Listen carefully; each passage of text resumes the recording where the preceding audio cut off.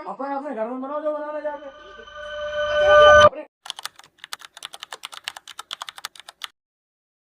Christmas को आमतौर पर शांति और सामूहिक उत्सव के रूप में मनाया जाता है, लेकिन हाल के वर्षों में भारत के कई हिस्सों से ऐसी घटनाएं सामने आई हैं, जहां क्रिसमस समारोहों में व्यवधान डाला गया।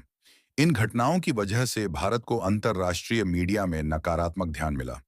इससे न केवल देश की छवि पर असर पड़ा, बल्कि धार्मिक सह अस्तित्व पर भी सवाल खड़े हुए। भारत में ईसाई समुदाय आबादी का एक छोटा हिस्सा है। इसके बावजूद हाल की घटनाओं में क्रिसमस से जुड़े आयोजनों को संदेह और आरोपों के साथ जोड़ा गया। कुछ मामलों में बिना ठोस प्रमाण धर्मांतरण जैसी बातें सामने रखी गईं। इन घटनाओं पर सरकार की ओर से सीधी और स्पष्ट प्रतिक्रिया कम दिखाई दी।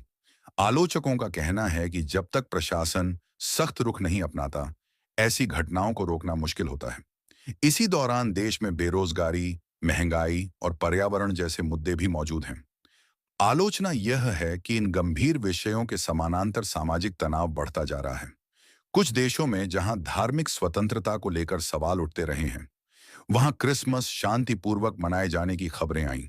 इस तुलना ने भारत की स्थिति को और चर्चा में ला दिया।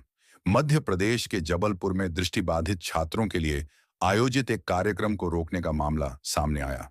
इस पर धर्मांतरण का आरोप लगाया गया। हालांकि इस दावे के समर्थन में कोई सार्वजनिक प्रमाण सामने नहीं आया। असम में एक स्कूल में क्रिसमस की सजावट को नुकसान पहुंचाया गया। घटना के बाद कुछ लोगों को हिरासत में लिया गया, लेकिन ऐसे मामलों में कानूनी कार्रवाई कितनी प्रभावी होती है, ये सवाल बना रहता है। छत्तीसगढ़ में एक शॉपिंग मॉल की क्रिसमस सजावट को लेकर विरोध दर्ज किया गया। सार्वजनिक स्थानों पर त्योहारों से जुड़ी गतिविधियां भी विवाद का विषय बन गईं।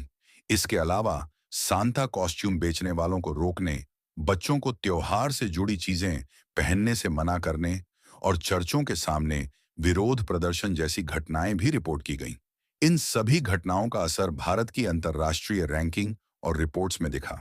कुछ वैश्विक संगठनों ने भारत में अल्पसंख्यकों की स्थिति को लेकर चिंता जताई है।